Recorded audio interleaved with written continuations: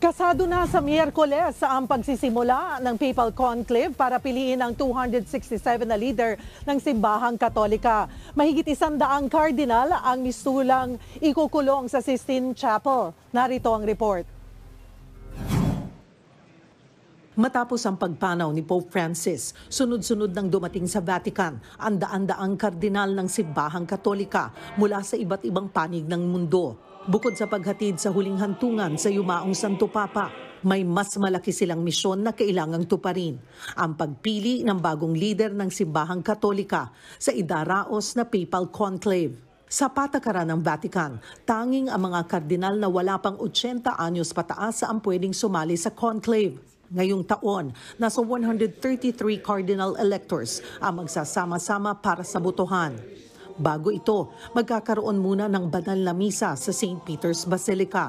Susundan ito ng prosesyon ng mga kardinal patungo sa Sistine Chapel na katabi lang ng Basilica. Pagpasok nila sa loob ng kapilya, isa-isa silang manunumpa. Kasama sa dapat nilang ipangako ang panatilihing sikreto at sagrado ang gagawing botohan. Pagkatapos nito, maririnig nila ang Master of Pontifical Liturgical Celebrations na idedeklara ang mga katagang extra omnes. Ibig sabihin nito, lahat ng hindi kasali sa conclave dapat nang lisanin ang Sistine Chapel. Pagkatapos niyan, magkakaroon ng second round of meditation ang mga kardinal na sesentro sa kanilang sagradong obligasyon na pumili ng bagong leader ng simbahan.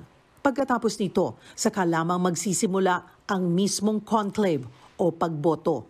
Magiging punong-puno rin ito ng panalangin at meditation. Kaya mahigpit na ipagbabawal ang pagkikipag-usap ng mga kardinal sa labas ng Sistine Chapel. Pagdating naman sa botohan, isang beses lang silang boboto sa unang araw ng conclave. Gagawin niyang 4 na beses sa mga susunod na araw hanggang sa may mapili na. Susunugin lahat ng balota pagkatapos ng kada botohan. Itim na usok ang lalabas sa chimney ng Sistine Chapel kung wala pang resulta, habang puti naman kapag meron ng bagong Santo Papa. 2/3 ang kailangang boto para makapili ng susunod na Pope. Kapag may napili na, Habemus Papam. Saka ihaharap at ipakikilala sa balkonahe ng St. Peter's Basilica ang magiging susunod na lider ng Simbahang Katolika.